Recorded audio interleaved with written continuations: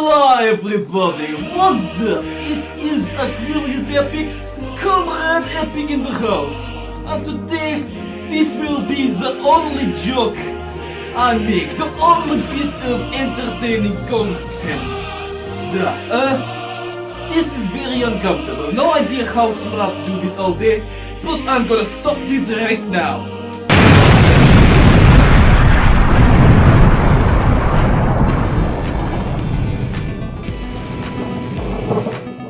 Well, with that kind of unique intro out the way, I think we can get over to the real video.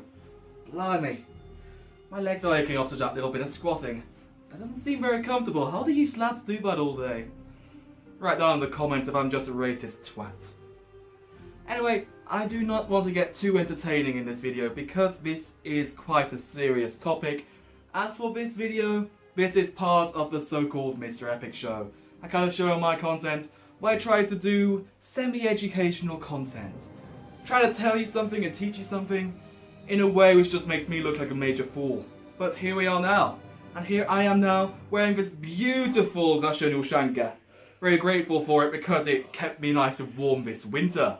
Special thanks to my patron, Mr. Sudo, for bringing me this hat straight from the motherland. Very appreciated, very warm. My head is very cozy as of now. Actually, bearing in mind, why am I wearing a jacket and a fur hat inside my room? It's gonna get hot and very uncomfortable to record this video in the long run. Before we start, I have a quick question for all of you. What would you say to a friend? Tovarish, go to Gulag, you suck! Or would you say, Kamerad, ich schick dich nach Auschwitz, du bist scheiße. Now, on the surface, both of those terms may seem very similar indeed. But how come the second term I used is much more controversial than the first one? Why can't we laugh at the first term I said away? In a certain kind of twisted, internet humor kind of way. I play various World War II themed games, be it War Thunder, being it World of Tanks or World of Warships, and other games that I like to play. And the term, go to Gulag, is thrown around quite regularly, especially if you get killed by those darn Russians again. Because all the game devs are from Russia, and they seem to have a kind of a bias. But how come you can throw that around without having lots of, oh my god, you racist twat, or other looks of shock and horror on your teammate's face? How come the stigma of the concentration camp, as utilized by the Germans, has a much deeper engraving, at least in the Western world, than the horrors of the Gulag, the Russian equivalent, which is essentially the same as a concentration camp? In this video, I would like to go a little bit deeper and actually talk about the Gulag itself as an equivalent of the concentration camp, and why telling someone to go to Gulag is not very friendly indeed. Now, as brutal as the concentration camps and Gulags are, and people thinking that the Germans were the masters of it, which, to be fair, they kind of were, the Russians had the idea first. The first Gulag started appearing straight after the Russian Revolution in 1917. However, most of the infamy and the true omnipresence for the Russian people started as soon as Stalin rose to power. He definitely boosted the Gulag program to a whole new level. Gulag itself is an acronym for a few Russian words with which I will have huge problems pronouncing. So, you may roast me in the comments for how bad my Russian pronunciation is. So here goes. The term I'm trying to pronounce is Glavnoe upravlenie ispravitelno trudov lagre, or in English, main administration of corrective labor camps. I really suck at pronouncing foreign words.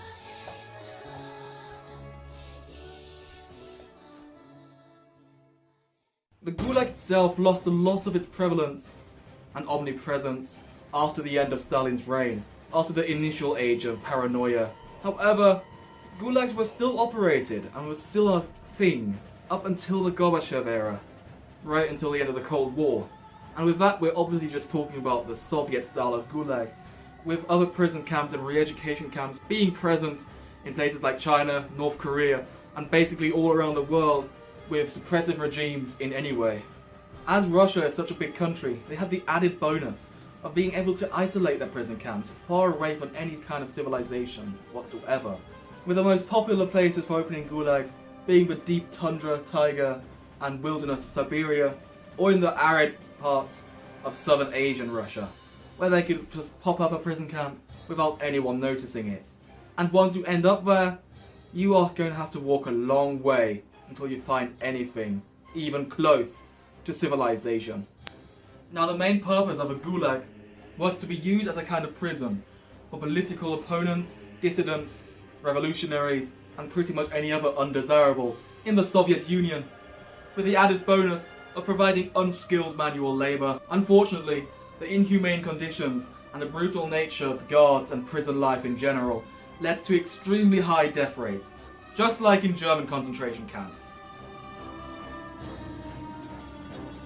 The only true difference and benefit of a gulag over the concentration camp, as utilised by the Germans, would probably be the difference that the Soviets did not open their gulags as a kind of racial cleaning, unlike the Germans, who in later years often used their concentration camps to systematically eradicate any kind of Untermensch, as the Germans would categorize certain ethnic groups.